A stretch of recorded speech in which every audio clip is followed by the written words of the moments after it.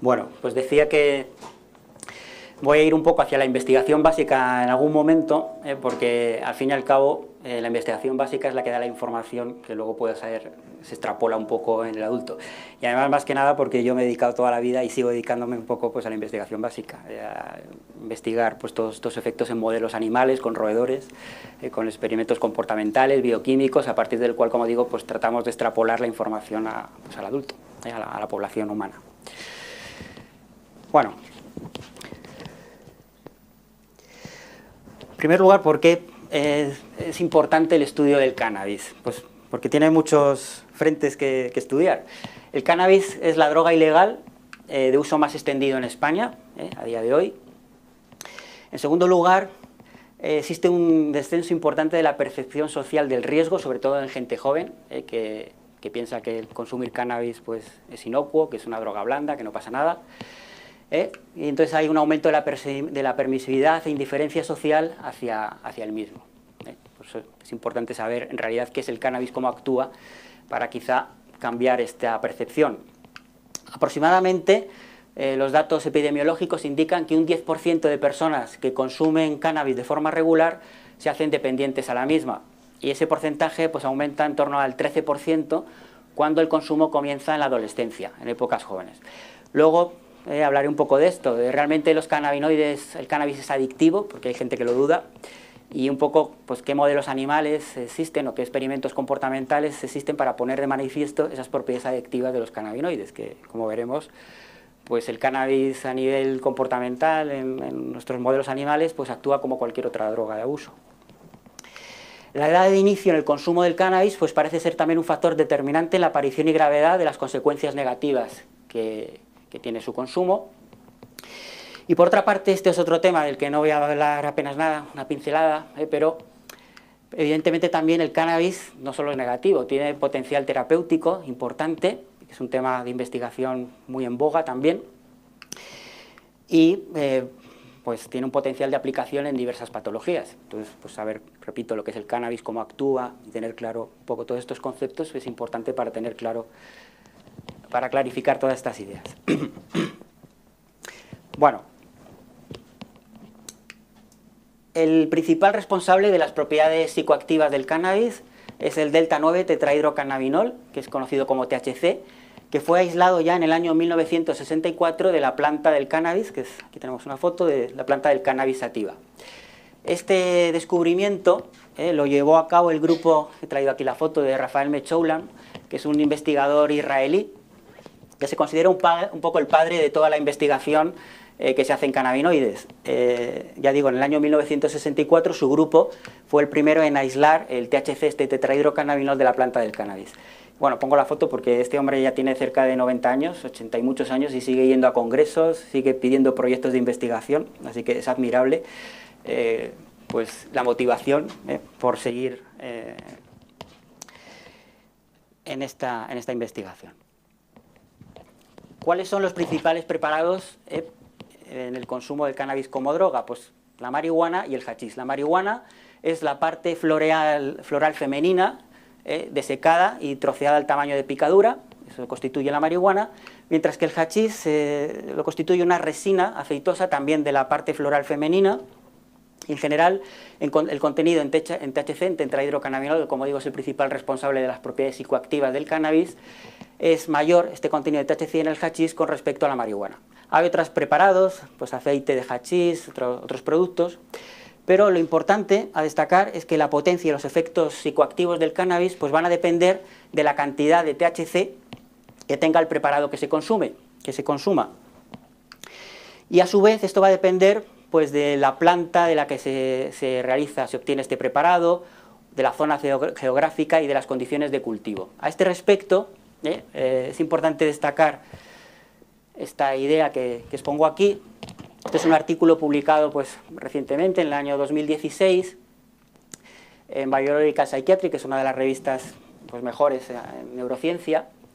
¿Y qué se ha hecho en este artículo? Pues a partir de preparados de decomiso en Estados Unidos, se ha analizado el contenido de THC en los últimos 20 años de esos preparados. ¿Y qué se ha visto? pues que el contenido, la proporción de THC que tiene la planta ha ido aumentando muchísimo durante estos últimos 20 años, de en torno a un 4% a un 12%. ¿Esto qué significa? Que el cannabis que se consume hoy en día tiene propiedades psicoactivas mucho mayores del que se consumía hace 10 años o hace 15 años. Evidentemente este cultivo, yo aquí no tengo mucha idea de cómo se consigue esto, pero es un cultivo que se hace a propósito, se cultiva a propósito para aumentar el contenido de THC y que esa marihuana o hachís que se consuma, pues tenga mayor capacidad de enganche de propiedades psicoactivas de la que tenía antes. Entonces, aquí se ha visto esta evolución de estos preparados en Estados Unidos. Entonces, como dice, concluye un poco este artículo, decía que había un cambio en la producción del cannabis ilícito a partir de la marihuana sin semilla. La marihuana sin semilla es la parte femenina de la planta que no ha sido polinizada y parece que esa planta sin semilla tiene mayor contenido de THC que la polinizada. Entonces, pues parece que los preparados van hacia esta planta sin semilla que, como digo, pues tiene mayor contenido de THC. Entonces, en el artículo pues se dice que el incremento en la potencia pues hace que el consumo del cannabis hoy en día pues sea de un riesgo mayor, sobre todo en la población adolescente, que es la que consume en mayor cantidad hoy en día el cannabis. Por otra parte, el tema también se complica, en el sentido de que, quizás sabéis muchos de vosotros, que el cannabis se ha legalizado ya en algunos países, no solo su posible uso médico, uso medicinal del cannabis, sino también su uso recreativo. En Canadá, hace unos meses, se legalizó cualquier forma de consumo de cannabis, que ya digo, con uso medicinal pero también recreativo, y en Estados Unidos, aquí pongo un poco un gráfico que lo muestra, en gran parte de los estados de Estados Unidos también es legal ya el cannabis. En algunos de ellos, solo, lo que viene aquí en verde más clarito, el uso medicinal, pero en algunos estados, aquí representados en verde más oscuro, es legal también tanto el uso medicinal como el uso recreativo. Es decir, en California, en Washington, en Oregón, bueno, muchos estados de la costa oeste, es totalmente legal ya el uso recreativo y el uso medicinal del cannabis. Claro, esto en países tan potentes económicamente, pues va a traer muchas consecuencias desde muchos puntos de vista. En primer lugar, desde el punto de vista del negocio, pues que ya existe un negocio muy importante detrás del cannabis, y luego también las consecuencias que pueda tener en el consumo, cuando es algo más accesible, pues no sé si para bien o para mal, yo ahí no entro, pero desde luego que va a cambiar un poco la perspectiva un poco de este consumo cuando países pues tan importantes han legalizado el cannabis. En Europa, en Alemania, en el año 2016, se legalizó también el cannabis ahí solo como uso medicinal. Y bueno, pues Uruguay fue el primer país que legalizó la marihuana, el cannabis tanto también como uso medicinal y recreativo, pero claro, Uruguay es un país más pequeño, menos potente económicamente, y ya, como digo, le ha seguido Canadá, Estados Unidos, y en España pues ya veremos, de momento es ilegal, ya veremos. Pero esto pues cambiará un poco la perspectiva también del mundo del cannabis. De hecho, destaco aquí este artículo del País que salió publicado pues hace un mes, más o menos, 3 semanas, un mes, donde hablaba precisamente de todo este tema, cannabis, el negocio millonario que apunta a convertirse en el pelotazo del siglo. En torno al cannabis legal se calcula un negocio mundial de 50.000 millones de euros. Canadá ya ha tomado la delantera, mientras España mantiene la prohibición, pero todos los implicados pues están ahí, tienen un ojo puesto en el día después, en el negocio que se avecina. Entonces es un artículo muy interesante, donde habla bueno, pues un poco de todas estas implicaciones. Habla, por ejemplo, de una empresa en España, Alcaliber, que es la empresa que se ha dedicado al cultivo de opiáceos con uso medicinal, pero ha conseguido la autorización por la Agencia Española del Medicamento para cultivar marihuana, cannabis, que va a exportar a los países donde es legal, porque en España no es legal, pero sí en Canadá, en Estados Unidos. Entonces, pues ya ha comenzado con el negocio de la plantación de cannabis, que ya digo es legal, pero para exportarlo a los países donde su consumo o su uso es legal. En España de momento no, pero... Entonces, bueno, como digo, pues esto traerá consecuencias seguro en muchos aspectos. Bueno, ¿cómo actúa el THC? Este tetrahidrocannabinol, que es como digo, el principio activo de la marihuana, que se aisló en el año 1964, ¿cómo actúa en el cerebro? pues uniéndose a dos receptores específicos. Los receptores son proteínas, y esto es como una llave en una cerradura, el THC pues se une a esa proteína, encaja, y es como va a producir sus efectos farmacológicos. Entonces, a finales de los años 80, el año 88, 1988 creo recordar, se clonaron, se descubrieron estos dos receptores cannabinoides por los que actuaba el THC, CB1 y CB2 se llaman. El CB1 se localiza sobre todo en el sistema nervioso central, es por tanto el principal responsable de esas propiedades psicoactivas que tiene el THC, aunque también se encuentra en muchos tejidos periféricos. Mientras que el CB2 fundamentalmente se encuentra en tejidos del sistema inmunitario, mediaría por respuestas inmunitarias de los cannabinoides. Bueno, esta es la estructura molecular de estos receptores, se sabe un poco pues, el mecanismo de traducción de señales que pasa en la célula cuando el THC se une a ese receptor y que eso finalmente pues, produce el efecto comportamental, el efecto fisiológico, farmacológico que se trate. Pero para destacar un poco algo más importante, ¿dónde está distribuido ese receptor cannabinoide CB1 al cual se une el THC para producir sus efectos psicoactivos? Pues lo importante es que este receptor CB1 está muy ampliamente distribuido casi por todo el cerebro. De hecho, aunque es un receptor de descubrimiento más o menos reciente, porque bueno, en ciencia 30 años tampoco es tanto, hay receptores que se sabe su existencia desde mucho antes, pero sin embargo es uno de los receptores más abundantes que existe en el cerebro. Esta es una imagen de un cerebro de rata, donde se describe la distribución de este receptor cannabinoide CB1, cuanto más oscuro, más receptor hay, entonces vemos que está muy ampliamente distribuido. Pues hay mucho CB1, por ejemplo, en esta estructura que es el cerebelo, que es muy importante para coordinar el movimiento. Hay mucho receptor CB1 en el hipocampo, esta estructura es básica para el aprendizaje y la memoria. Hay mucho receptor CB1 en estas estructuras que son los ganglios basales, que son muy importantes también para regular el movimiento. Es decir, por eso el THC, ahora detallaré un poquito, resumiré un poquito, produce tantos efectos, porque se va a unir a su receptor que está muy distribuido por todo el cerebro. Por tanto, los efectos que va a producir son muy numerosos. Un aspecto quizá positivo es que el CB1 no está, bueno, aquí se ve un poquito gris, pero es casi fondo, no está en el tallo cerebral. ¿Esto qué implica? Que ante un consumo masivo de marihuana, alguien que quisiera fumar muchísimos porros de repente, nunca se produciría una muerte por una intoxicación, cosa que, por ejemplo, si pasa con los opiáceos, con la heroína o la morfina, que se puede producir muerte por depresión respiratoria ante una toxicidad aguda. ¿Eso es por qué? ¿Por qué pasa con que en la marihuana no sucede esto? Porque, como digo, el receptor CB1 está ausente en el tallo cerebral y el tallo cerebral es donde están los centros que regulan la actividad cardiorrespiratoria. Entonces, por mucho THC que se consuma, como no se tiene que unir al CB1 para producir sus efectos, como no está en el tallo cerebral que regula esta función cardiorrespiratoria, pues no se va a producir esta intoxicación tan peligrosa que si pasa con los opiáceos, por ejemplo. Que es un poco lo que describo en esta diapositiva. Eso no significa pues, que el THC, y sobre todo cuando se consume en la adolescencia, en épocas tempranas, pues no tenga un impacto psicológico, social, académico, cultural en los consumidores.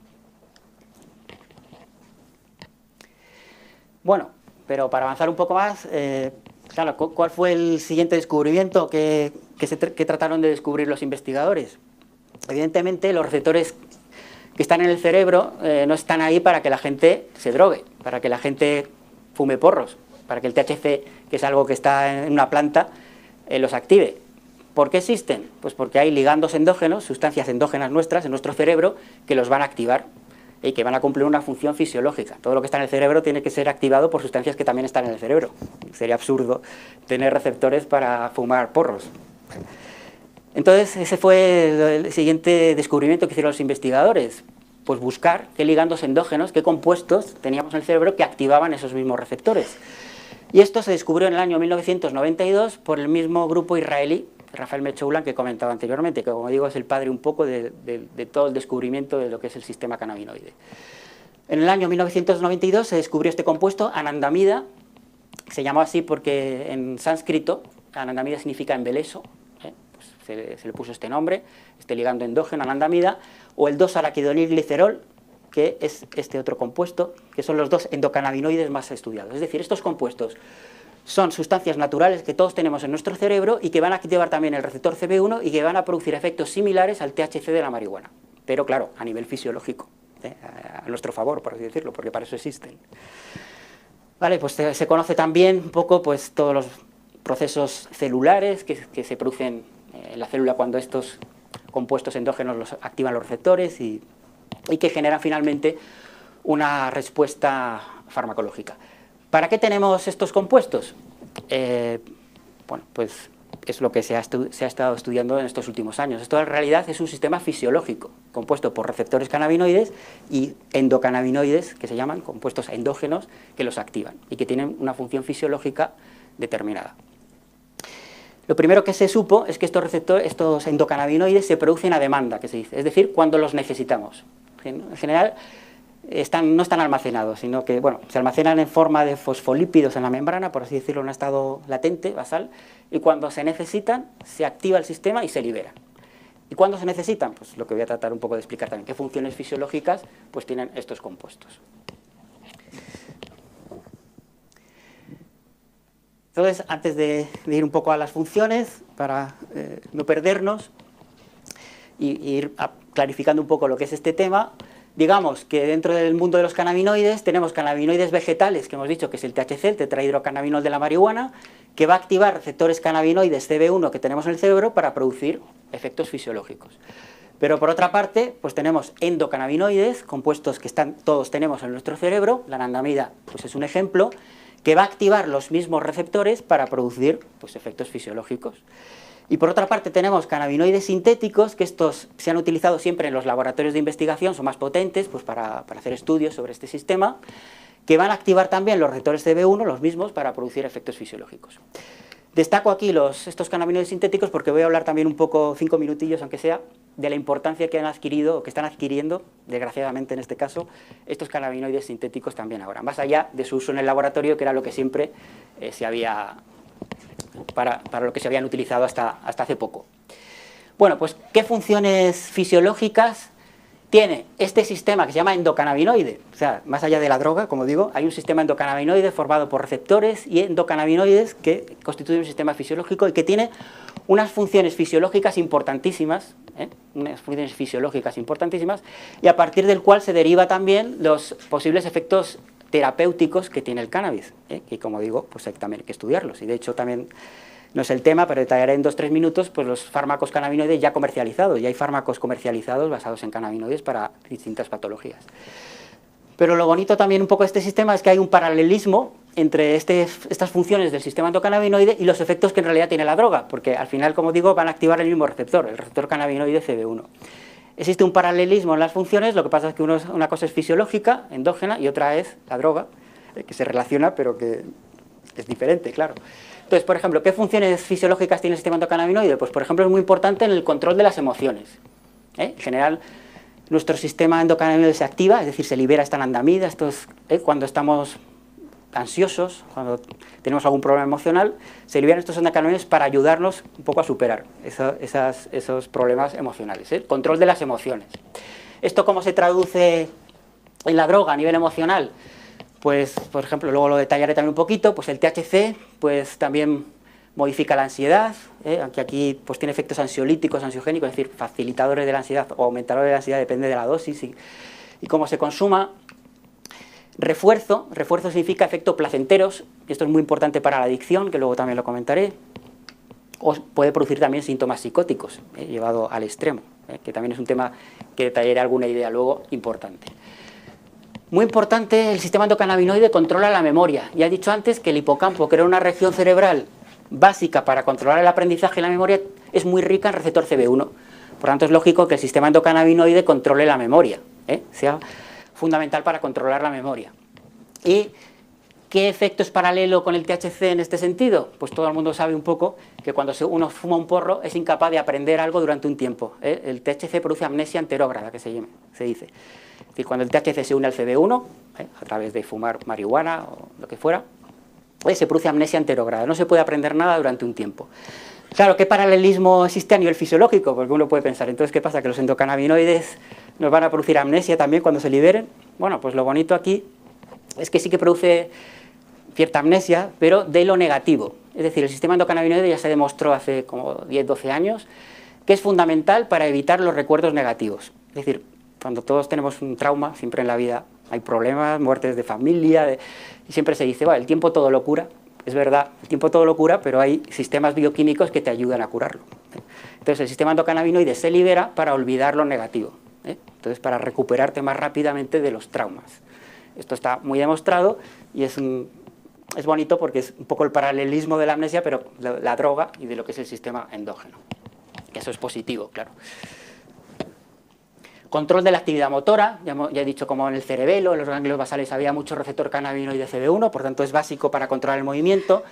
Uno de los efectos típicos del THC es la sedación, en general produce reducción del movimiento. Modulación del dolor. El sistema endocannabinoide también se libera ante situaciones de dolor, porque tiene efectos analgésicos. Y de hecho, el THC produce analgesia. En los animales de laboratorio es clarísimo, cuando se inyecta THC, el efecto analgésico que tiene. Y de ahí se deriva también pues, algunas posibilidades terapéuticas del cannabis. O control de funciones digestivas. Y bueno, un poco relacionado con esto, pues el THC tiene dos claros efectos también muy marcados. Induce el apetito, cuando una persona fuma un porro suele tener hambre, porque induce el apetito, y además tiene una acción antiemética. Acción antiemética significa que evita náuseas, vómitos, mareos, y de ahí se deduce también efectos terapéuticos que tiene el cannabis. Entonces, ya vamos viendo que, aunque todo está entremezclado, pero también hay que separarlo. Una cosa es la función fisiológica endógena del sistema endocannabinoide y otra cosa es el consumo de THC, siempre de forma más artificial de la planta, que tiene efectos similares, pero no iguales, claro, que este sistema endocannabinoide. Como digo, aunque no es el tema fundamental de lo que quería decir, pero a partir de las funciones de este sistema fisiológico, pues se deducen también posibilidades terapéuticas del cannabis. Ya digo que en Canadá pues, se ha legalizado el uso medicinal, pero también el uso recreativo en este caso. Pero ya hay varios fármacos comercializados que han pasado sus ensayos clínicos basados en cannabinoides para distintas patologías, basándonos en esas funciones que tiene el sistema fisiológico endocannabinoide. Entonces, algunos de ellos, pues el marinol y el dronabinol, estos dos compuestos de aquí, pues se han comercializado como antieméticos. Su principal uso clínico es como antiemético en personas que tienen cáncer y están siendo tratadas con quimioterapia. Sabéis que uno de los efectos negativos de la quimioterapia son las náuseas y vómitos, que son muy importantes, hay que tratarlos. Pues como he dicho antes, el cannabis tiene un efecto antiemético importante. Esto se ha aprovechado para hacer un compuesto sintético, similar al THC, y que tiene un carácter antiemético importante. Yo fui hace unos años, hace ya bastantes años, a una asociación de mujeres de cáncer de mama, que estaban siendo tratadas con quimioterapia, y me llamaron porque estaban un poco asustadas, pensando si el cannabis le iba a producir adicción o no, porque tenían un montón de recetas, de magdalenas, de dulces, donde habían metido cannabis, porque les producía un efecto antiemético muy importante y les ayudaba mucho en sus tratamientos en la quimioterapia que estaban llevando. El cannabis tiene un efecto antiemético importante, ya digo, hay fármacos ya comercializados. Lo que pasa es que estos fármacos están aceptados en Estados Unidos y no en España. En España, y no en todas las comunidades autónomas, pero en alguna comunidad autónoma el médico puede solicitar la importación como uso compasivo, que se llama, de estos compuestos, cuando otros no funcionan. Los típicos que se utilizan aquí, que hay muchos más, si no dan resultado, pues el médico sí que puede solicitar el traer estos productos de fuera, pues para producir ese efecto antiemético. Entonces, pues esto ya digo, está comercializado. El Sativex, este sí que está comercializado en España, es un spray que es una mezcla de tetrahidrocannabinol directamente, del principio activo de la marihuana, y de cannabidiol. El cannabidiol es otro cannabinoide de la planta, porque hay muchos, más allá del THC, que no tiene propiedades psicoactivas. Es como el cannabinoide bueno, hoy que se está estudiando mucho, porque tiene propiedades terapéuticas, sin embargo no es psicoactivo, no produciría adicción. Entonces este Sativex es un spray, mezcla de THC y de cannabidiol, y el uso que se ha dado es para espasticidad muscular asociada a esclerosis múltiple, una rigidez muscular que está asociada a esclerosis múltiple, y parece que aquí el cannabis también es muy útil. Este Sativex sí que está comercializado en España, pero parece que a precio de oro. El tratamiento es carísimo y bueno, es una alternativa cuando no funcionan otros tratamientos más convencionales. Y el último en ser comercializado, este creo que hace unos meses, el Epidiolex, que lo que lleva es cannabidiol también, este cannabinoide no psicoactivo, que se ha visto que también es anticonvulsivante, tiene efectos anticonvulsivantes, y el uso que se ha dado a este Epidiolex es para tratar epilepsias infantiles resistentes a otros tratamientos. Estos síndromes que aparecen aquí, el síndrome de Lennox-Gastaut o de Dravet son epilepsias infantiles muy intensas, raras, pero muy intensas, que no son resistentes a los antiepilépticos que hay en el mercado. Pues parece que el cannabidiol es muy útil para el tratamiento de estas epilepsias y, como digo, pues se ha comercializado este fármaco. Es decir, que a partir del sistema fisiológico, pues ya hay fármacos en el mercado basados en cannabinoides con utilidad terapéutica más allá de la droga. Ya digo que es que son temas relacionados pero diferentes. Bueno, volviendo un poco de todas formas a las consecuencias del cannabis, pues es evidente que el cannabis como droga pues tiene muchos efectos negativos, sobre todo, como digo, cuando se consume en la adolescencia, que es a lo que me voy a referir un poquito ahora, que es quizá el mayor peligro. No es lo mismo fumar un porro con 30 años de vez en cuando que empezar con 13 años, como es la edad media del comienzo del consumo en España, 13, algo. Eso significa que si un chico empieza a fumar porros con 17 años, pues hay niños con 10 años que están fumando porros. Entonces, pues se ha visto que hay un aumento de fracaso escolar, conductas de riesgo derivadas de la desinhibición, que esto es característico de todas las drogas de abuso. El alcohol es lo más típico, uno se desinhibe, pues el THC produce lo mismo, entonces te haces más vulnerable cuando estás desinhibido a muchas situaciones. Alteración en la capacidad para la conducción de vehículos, por efecto sedante que hemos dicho que produce. Y luego esta serie de incidencias de trastornos de los que voy a hablar un poquito más luego, incremento de la incidencia de síntomas psicóticos, es un tema muy polémico hoy en día. Es decir, la pregunta es, ¿el cannabis cuando se consume en la adolescencia puede producir brotes psicóticos en la edad adulta? Una pregunta pues polémica, bastante en estudio hoy en día, que luego pues trataré de decir un poquillo sobre ello. Incremento de trastornos de ansiedad o de desarrollar una adicción mayor, es decir, el consumo de cannabis en la adolescencia y en el adulto aumenta la vulnerabilidad a otras drogas de abuso, a efectos emocionales negativos, ansiedad, depresión. Pues esto también está muy en estudio hoy en día, con modelos animales, para tratar de extrapolar también lo que pasa luego en el humano. O toxicidad a largo plazo a nivel pulmonar se ha visto. Bueno, sobre la ansiedad, adicción, hablaré un poquito más de este aspecto. Bueno, volviendo un poco al tema también que he comentado antes, de los tipos de cannabinoides, ¿no?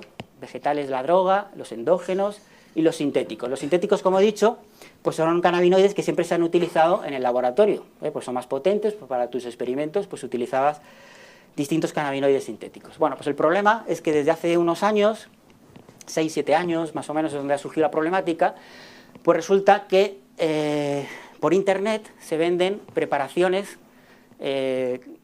con cannabinoides sintéticos que la gente utiliza también para drogarse, porque se vende pues en forma de sobres así muy llamativos, Spice y K2 son sus principales nombres, son sobres así con colores, y cuando se venden, en internet uno puede entrar y verlo, pues se vende como incienso herbal, como algo muy inocente para evitar, claro, los problemas legales, pero el que vende y el que compra sabe lo que está haciendo. De hecho pone, no apto para el consumo humano, pero es algo hipócrita. Ya digo, el que lo vende sabe por qué lo vende y el que lo compra normalmente también. Entonces, ¿qué hace la gente? Pues lo fuma. Se fuma estos inciensos y piensa que son cannabinoides sintéticos y que es menos peligroso, pues también un poco lo que la gente interesada intenta decir, que el THC natural de la planta, y es pues todo lo contrario. Entonces, bueno, aquí es un artículo muy reciente, de 2017, donde habla un poco de esta problemática. Aquí pues habla un poco de la historia, de la síntesis de todos estos cannabinoides sintéticos, que como digo, pues desde el año 2010 hasta ahora, bueno, pues se siguen sintetizando este tipo de cannabinoides, que son muy consumidos sobre todo en adolescentes, gente joven y personal militar.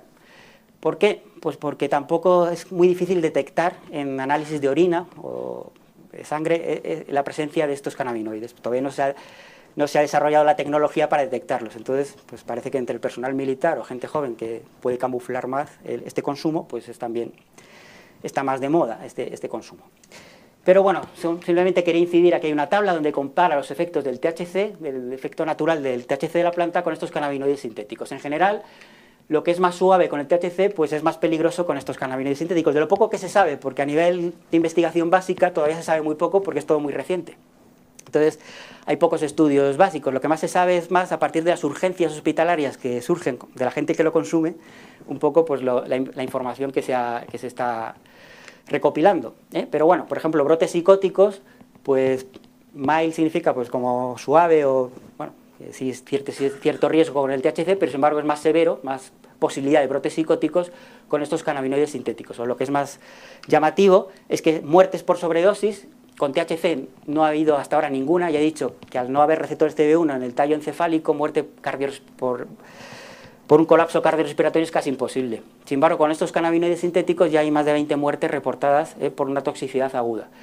¿Por qué? Porque aparte de que el cannabinoide sintético es más potente y sus efectos pues, no se conocen del todo, además es que estos preparados están rociados con otros compuestos, aparte de los cannabinoides, también aposta, pues que tienen incidencia a nivel cardiovascular, en fin, todo también para potenciar el efecto adictivo que tienen. Entonces es un problema que ha surgido sobre todo más en Estados Unidos, pero lo que pasa en Estados Unidos siempre llega a Europa tarde o temprano y que posiblemente en España empiece a ser un problema dentro de poco. Aquí también, un poco por curiosidad, pero bueno, pues en un artículo muy reciente, pues dice aquí, epidemia de zombie causada por el cannabinoide sintético AMB fubinaca en Nueva York. Pues resulta que pues, en julio, en un día en Nueva York, pues aparecieron como 20, 30 personas, pues como una especie de zombies por la ciudad. A estas personas, pues algunas de ellas fueron a urgencias hospitalarias, dentro de ese subconjunto que fue a urgencia hospitalaria, algunas de esas personas se les hizo un análisis y se detectó pues este cannabinoide sintético, que parece que fue el responsable de esta epidemia tipo zombie que surgió en Nueva York. Con lo cual, como digo, pues cosa que jamás haría el THC, o por lo menos no se ha visto que el THC ni a grandes dosis produzca estas reacciones.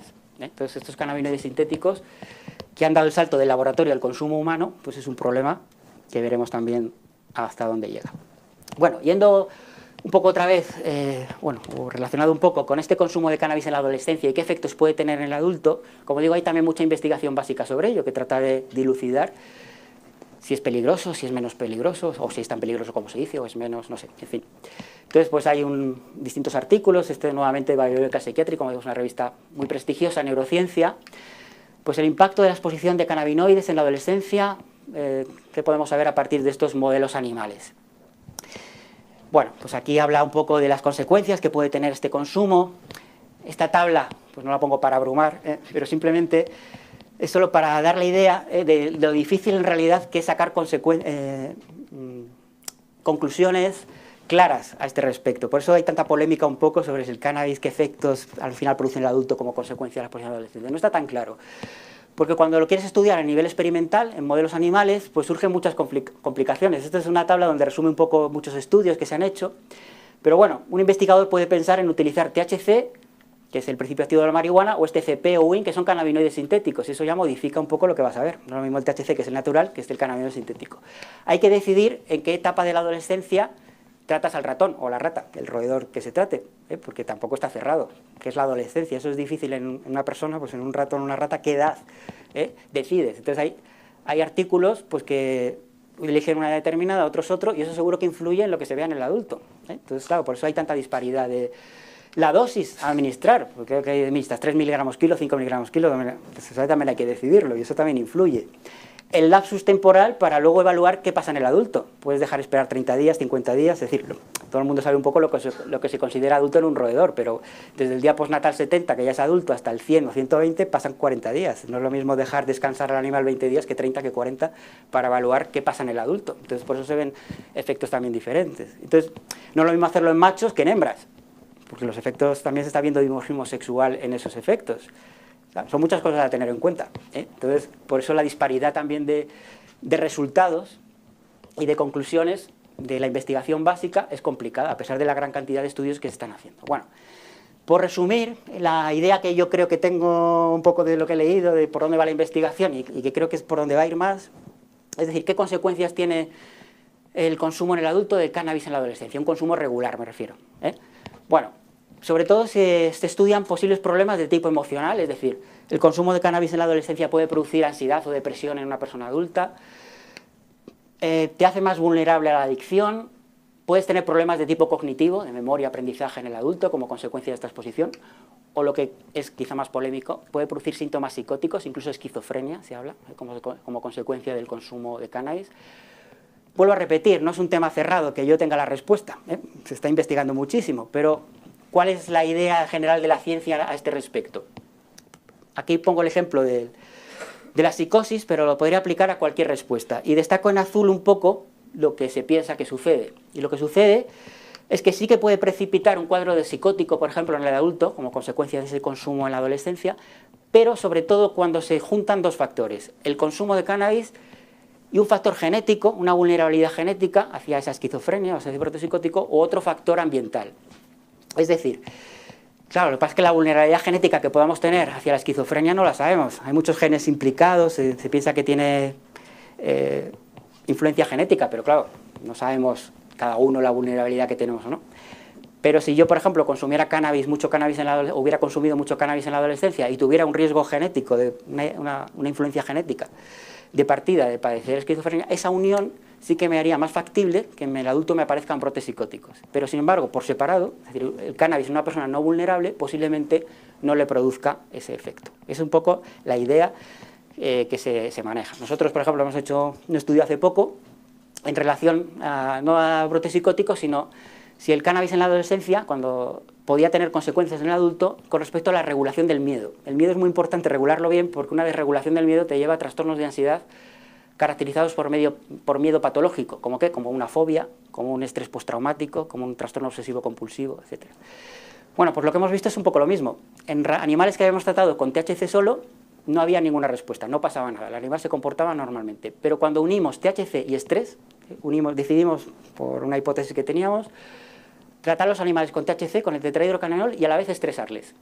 Pues cuando juntábamos THC y estrés aparecía una desregulación muy importante del circuito del miedo, y eso se relacionaba con un trastorno, como digo, de ansiedad importante en el adulto. Sin embargo, los animales tratados con THC o estresados solo, no pasaba nada. Entonces, esta idea de asociación pues está en boga. Y ya para acabar esta parte, pues destaco este artículo, por ejemplo, que ha salido hace 10 días. Lo vi hace una semana o 10 días y es que es la misma conclusión. Aquí, nuevamente, efectos en ratas adolescentes expuestas a humo de cannabis o THC sobre el comportamiento emocional o la función cognitiva en el adulto. Pues hacen estos tratamientos en la adolescencia, esperan al adulto y evalúan una serie de parámetros sobre ansiedad, depresión, cognición y no ven ningún efecto. Es decir, no hay ninguna alteración. Entonces, ¿qué concluyen? Aquí dicen, ni el cannabis, ni el THC, o sea, ni el humo del cannabis, ni el THC durante la adolescencia produjo ninguna respuesta adversa en la época adulta. Entonces, aquí sugiere que la aparición de efectos adversos en el adulto puede ser a efectos concomitantes no cannabinoides. ¿A qué se refiere esto? Pues a esta asociación de cannabis, pero con otro factor, con estrés ambiental o con una vulnerabilidad genética. Es cuando se juntan los dos, cuando sí que puede aparecer el efecto. Esto no significa que quiera quitar importancia al consumo de cannabis en la adolescencia, ¿no? Porque no sabemos, ya digo, la vulnerabilidad que podemos tener nosotros a desarrollar una enfermedad. Entonces, mejor evitarlo, porque si no lo sabemos. Pero parece que esta asociación es básica. Ya digo que no es un tema cerrado. Veremos un poco los estudios hacia dónde se dirigen. Y en la última parte de la charla, pues también quería hablar un poco sobre el aspecto adictivo de los cannabinoides, que también es polémico, porque ya digo, he dicho al principio que la percepción social del riesgo es muy baja, que un adolescente, un niño en general suele pensar que consumir cannabis ni es adictivo, ni sucede nada, Entonces la pregunta es, ¿realmente el cannabis es adictivo, produce adicción, como la heroína, o como el alcohol, o como la nicotina? Esa era la pregunta. Entonces, para responder a esta pregunta, primero, por ejemplo, hay que saber qué es la adicción. Y primero tener claro que la adicción es una enfermedad, que también hay gente que lo duda, ¿no? Nadie quiere ser adicto. Otra cosa es cómo se llega ahí, pero adicto no quiere ser nadie. La adicción es una enfermedad con una serie de procesos fisiológicos, patológicos, y luego a cualquier adicto que le preguntemos dirá que él no quiere serlo, pero ha desarrollado esa patología. Entonces, la adicción se define como un estado que lleva al consumo abusivo de una sustancia con el fin de obtener una sensación de bienestar y o prevenir consecuencias negativas de su abstinencia, y que conlleva a una búsqueda compulsiva, pérdida de control en el consumo a pesar de las consecuencias negativas del mismo y recaídas sucesivas. Bueno, esta definición, que es bastante compleja de la adicción, es muy importante, porque se tienen que cumplir todos estos requisitos para considerar que una persona es adicta. Y, por ejemplo, este aspecto me parece básico, que es búsqueda compulsiva y pérdida de control a pesar de las consecuencias negativas. Es decir, el adicto sabe que consumir no le viene bien, que se va a sentir luego culpable, que va a estar hecho polvo, pero no lo puede evitar.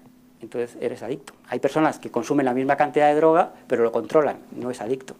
La pérdida de control a pesar de las consecuencias negativas es un rasgo básico de la adicción, además de todo lo demás que aparece aquí. Recaer incluso periodos muy largos, recaídas sucesivas, incluso después de ser abstinente mucho tiempo. Todo el mundo conoce gente que fuma tabaco, en este caso me refiero, y que a lo mejor ha recaído al tabaco un año después o dos. por una serie de factores, que también podríamos entrar en ellos, qué factores son y cómo eso se imita en los modelos animales. Pero eso es característico de la adicción y también del cannabis. Entonces, bueno, la pregunta sería si el cannabis pues cumple todos estos requisitos para que sea una sustancia adictiva. Entonces, sin entrar en todos estos detalles, que nos llevaría mucho tiempo, solo voy a dar dos flashes de dos ideas. Esto sería un poco un resumen del proceso adictivo, un poco de forma lineal, que en realidad es mucho más complejo y no es así. Pero en primer lugar, cuando una persona empieza a consumir una droga, por el motivo X, el que sea, esa droga tiene que producir efectos reforzantes. El efecto reforzante se refiere a efectos placenteros, tiene que producir placer, te tiene que gustar. Porque lo que no te gusta no lo vas a repetir, entonces no te vas a hacer adicto, porque es necesario que te guste, que te produzca placer, para que sigas consumiendo y posiblemente te puedas hacer adicto o no. Porque también otra pregunta es ¿por qué uno se hace adicto y otro no? Pues hay tres factores implicados en que uno se pueda hacer adicto o no. La propia droga, la característica de la droga, el contexto en el que se consume, no es lo mismo consumir en un contexto, en una situación que en otra, y nuevamente la vulnerabilidad de la persona a hacerse adicta, que depende de tus genes, y que eso está en estudio y no se conoce muy bien del todo. Esos tres factores influyen en que ante el mismo consumo o el mismo contacto con la droga, una persona sea adicta y otra no, otra lo controle o lo deje cuando quiera. ¿Vale? Es otro tema. Pero en cualquier caso, en el comienzo de la adicción los efectos reforzantes son básicos. Toda droga debe producir placer, porque si no produce placer no lo vas a repetir y si no lo repites no te haces adicto. Como consecuencia del consumo crónico, porque la droga te ha gustado y produce placer, pues se pueden producir reacciones de tolerancia y eso te lleva a la dependencia. La tolerancia es la pérdida del efecto farmacológico como consecuencia del consumo repetido. Entonces, para satisfacer ese efecto sueles aumentar la dosis. Y eso, como digo, es la base de la dependencia. Cuando cesas ese consumo, aparece un síndrome de abstinencia, como consecuencia de esa tolerancia. Esa tolerancia también es clave en todas las drogas de abuso.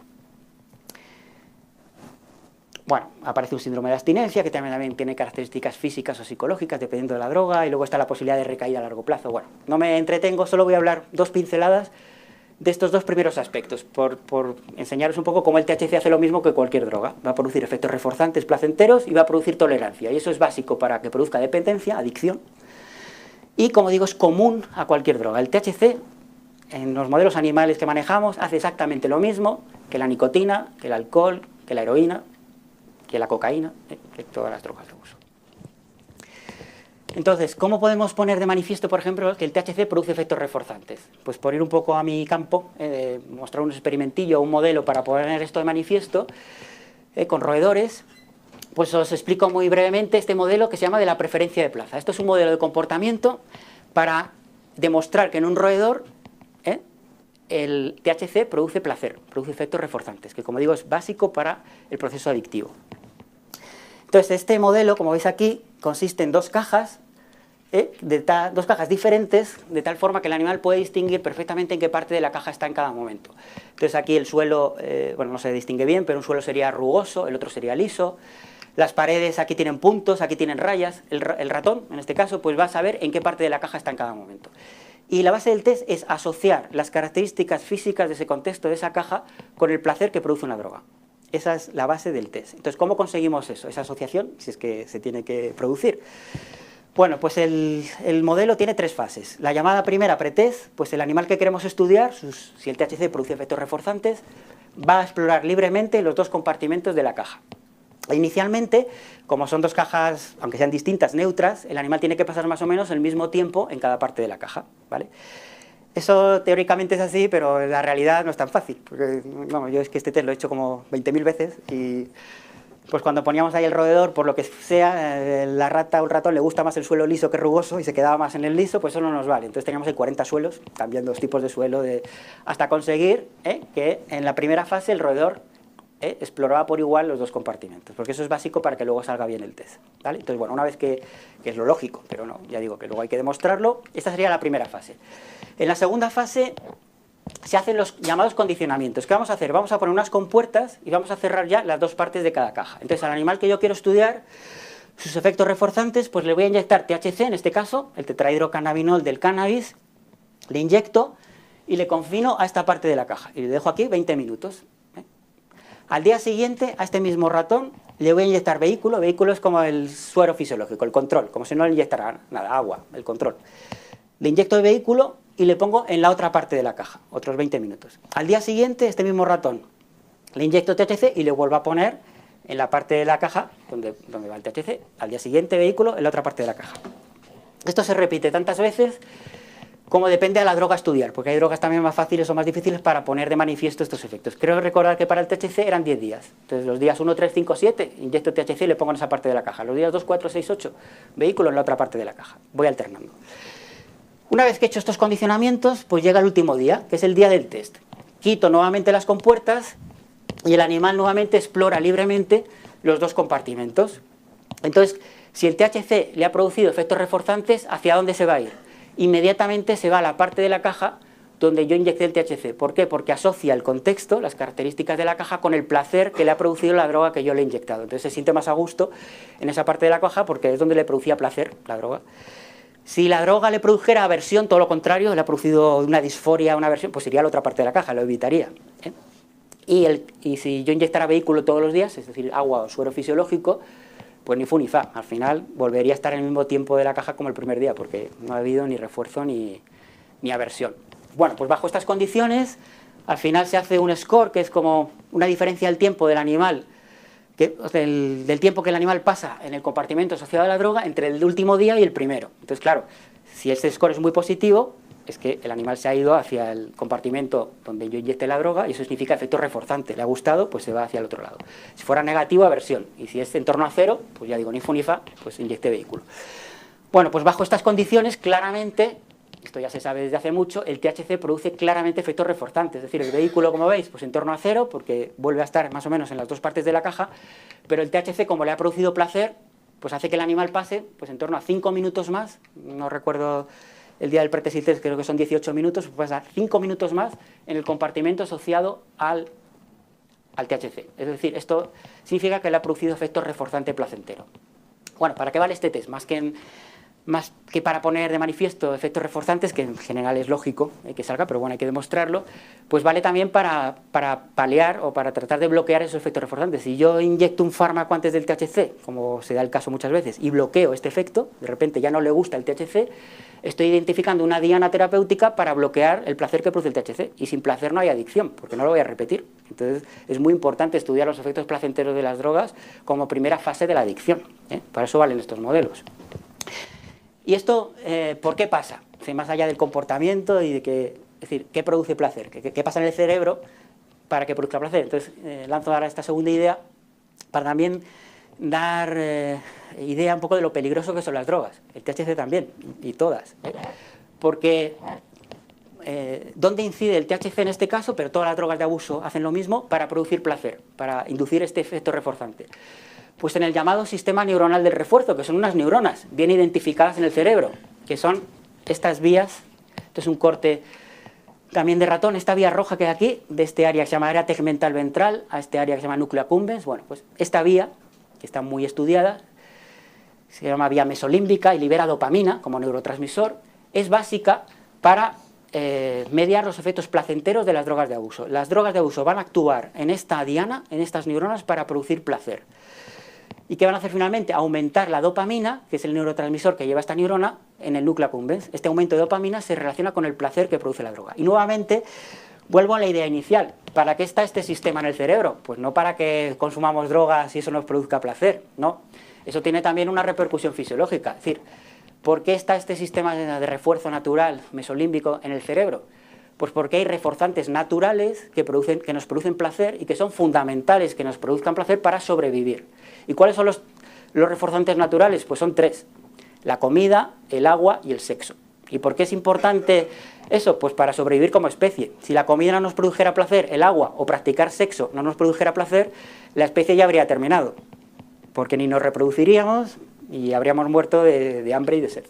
Entonces esos reforzantes naturales activan la vía mesolímbica, liberan dopamina también y producen placer. Y como digo, eso es fundamental para la supervivencia de la especie humana. Entonces lo peligroso de las drogas, el THC es este ejemplo, pero cualquier droga, es que activa el mismo sistema para producir placer. Pero claro, lo activa y lo vuelve loco, lo desregula y se apodera de ti. Y el sistema límbico, que forma parte del sistema límbico, tiene mucho poder en el cerebro y por eso ya no controla la voluntad. Cuando ya te empiezas a drogar y este sistema se hace demasiado fuerte. Ya es fuerte de por sí, porque es importante que lo sea para sobrevivir, ya digo, como especie humana, pero la droga pues lo vuelve más fuerte aún, y por eso ya, como digo, cuando un adicto es adicto, a pesar de que sabe que el consumo no le perjudica, se va a sentir culpable, se va a sentir hecho polvo, pues no lo puede evitar. Este sistema, que tiene mucho poder, se ha apoderado sobre la parte racional de nuestro cerebro, que está en la corteza, que es la que frena los impulsos, ¿vale? Bueno, esto es un poco lo que trato aquí de decir en esta diapositiva, y esto es un ejemplo, porque este nivel de dopamina en el núcleo accumbens se puede medir, claro, en el laboratorio. Hay aparatos para medir la dopamina.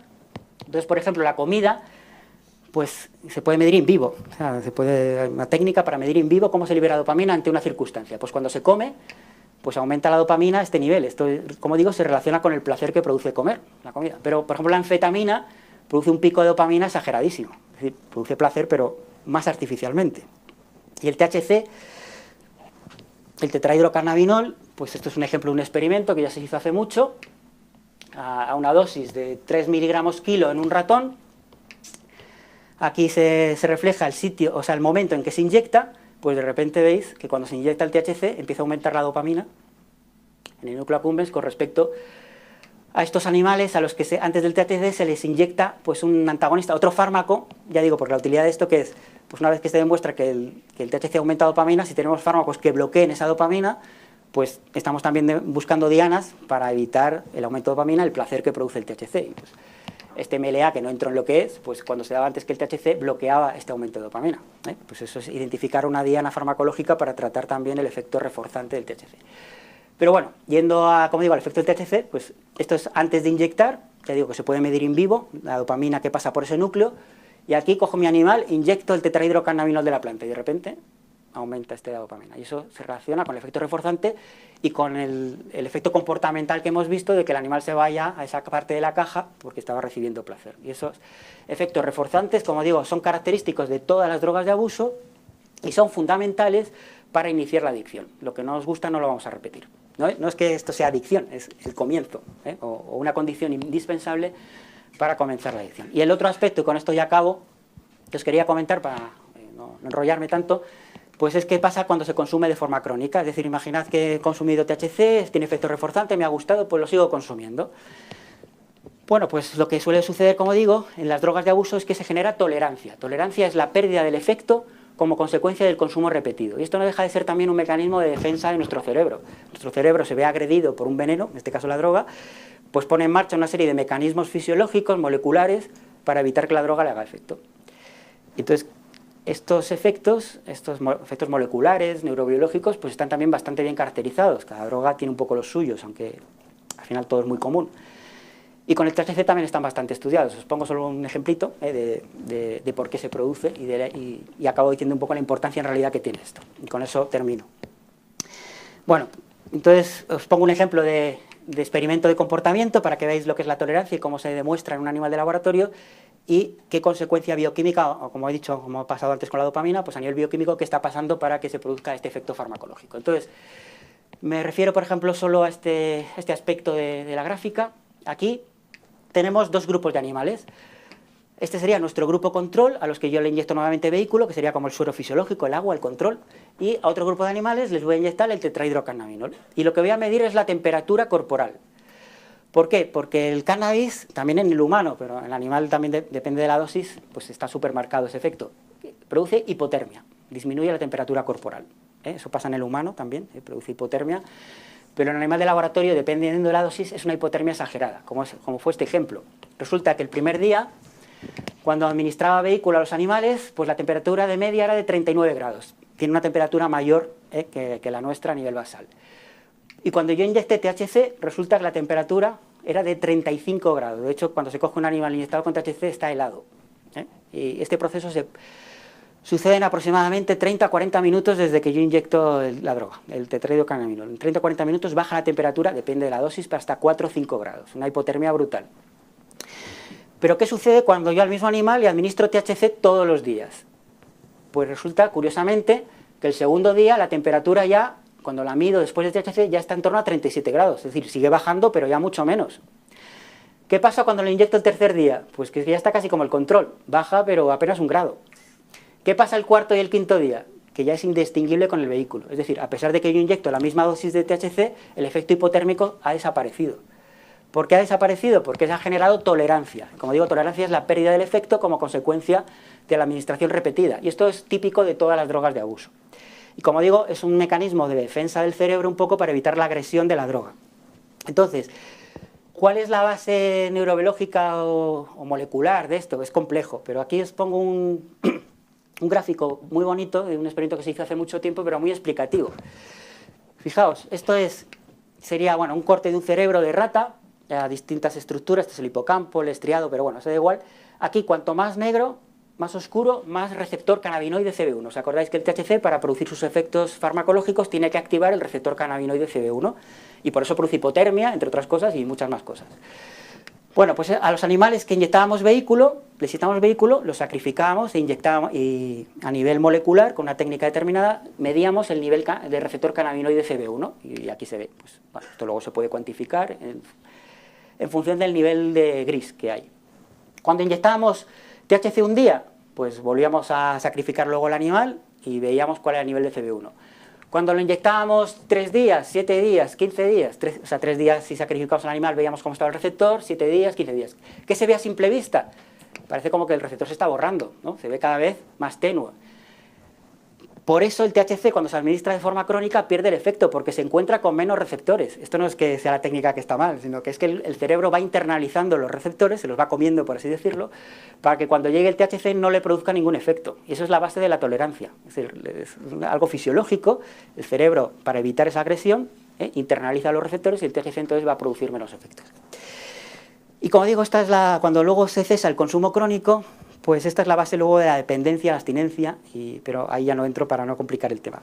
Solo decir que esto es muy importante, la adicción, y aquí pongo el ejemplo de la heroína, por ejemplo, que es más significativo. En la heroína pasaría lo mismo. Imaginad el heroinómano que se inyecta heroína, recibe un chute de placer, la heroína es muy reforzante, produce placer. Al siguiente día se administra lo mismo, pues recibe a lo mejor menos placer, porque hay tolerancia. Al tercer día, cuarto día, cada vez menos placer. ¿Y qué está pasando? Pues que el receptor al que se une la heroína, que es otro, pues también se está internalizando, está borrándose. Por eso cuando el heroinómano se inyecta, pues cada vez siente menos. Entonces, ¿qué hace el heroinómano? Aumentar la dosis. Como hay menos receptores, si aumentas la dosis, pues aparece otra vez el efecto. Maximizas un poco los receptores que quedan. ¿Pero qué sucede? Pues que si el heroinómano que durante un tiempo no tiene dinero para comprarse la droga o lo intenta dejar, intenta hacer la fuerza de voluntad, durante una semana no voy a consumir. Este proceso es totalmente reversible. A la semana de que el adicto, el heroinómano, no consuma heroína, los receptores vuelven a su estado basal. Y normalmente el heroinómano se inyecta nuevamente la última dosis que recuerda que le produjo dosis, el placer, que ya era muy alta, jugaba con la tolerancia. De repente se inyecta la dosis que recuerda del quinto día, los receptores están a su nivel normal, muerte por sobredosis. Porque la heroína se une a receptores, a distinto del cannabinoide, como he dicho antes, en el tronco encefálico, que son básicos para el control cardiorrespiratorio. Entonces, muerte por depresión respiratoria, que es la principal causa de muerte por sobredosis con opiáceos. Y todo esto se basa en la tolerancia que todas las drogas producen. Entonces, en conclusión de esta parte y ya de la charla, ya sí que acabo, pues decir que el tratamiento crónico con THC es capaz de producir cambios adaptativos en el animal de experimentación, que da lugar a fenómenos de tolerancia y dependencia, y como digo es la base más importante de la adicción, ya no entro en seguir en los procesos, y que el THC induce efectos reforzantes positivos, es decir, placenteros, en los animales de experimentación, que es básico, y también en las personas, por eso se consume luego de forma repetida, y eso, como digo, te puede llevar a un proceso adictivo. Y cuando ese proceso tiene lugar en la adolescencia en vez de en el adulto, pues pueden producir las consecuencias que están en el estudio que he dicho antes de ese riesgo. Y aquí acabo, creo que no me enrollo más. Gracias por vuestra atención y cualquier pregunta.